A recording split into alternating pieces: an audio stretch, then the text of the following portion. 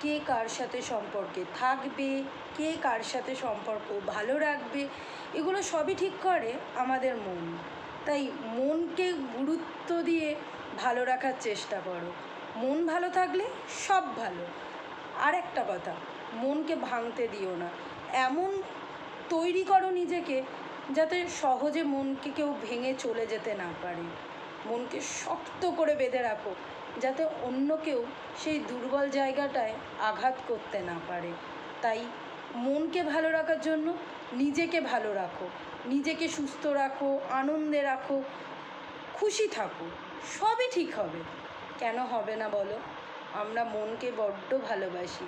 নিজের মনের কথা শোনো, দেখবে জীবনে অনেক কিছু করতে পারবে।